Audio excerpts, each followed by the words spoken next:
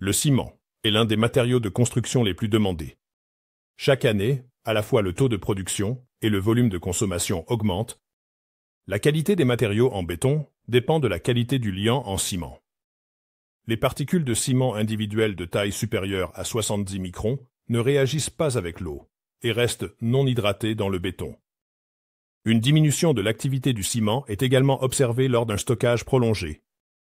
Lorsque des particules individuelles s'agglomèrent en raison du contact avec l'humidité dans l'air, après 3 mois de stockage, le ciment peut perdre jusqu'à 20% de son activité, et après 12 mois, la perte peut atteindre 40%.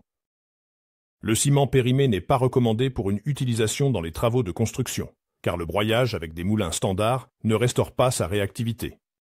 Mais l'expérience de Globecor montre que le ciment âgé peut avoir une seconde chance et être utilisé pour son objectif d'origine.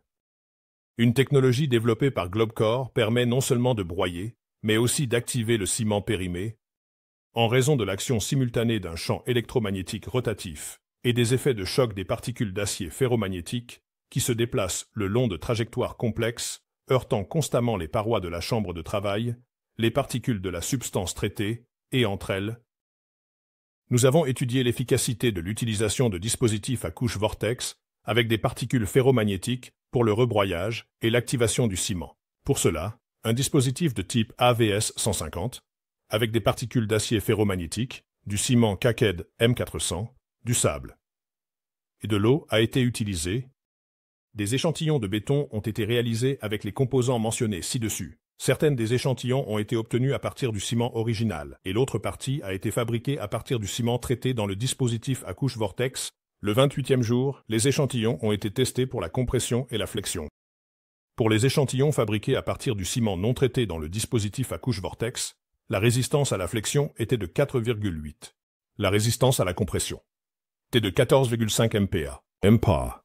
Les mêmes paramètres pour les échantillons fabriqués avec du ciment traité étaient de 6,2 MPa, 42,7 MPa, respectivement. Apparemment, le ciment M400 s'est vraiment avéré aggloméré et de mauvaise qualité. Par conséquent, l'échantillon de béton n'a pas acquis la résistance structurelle requise.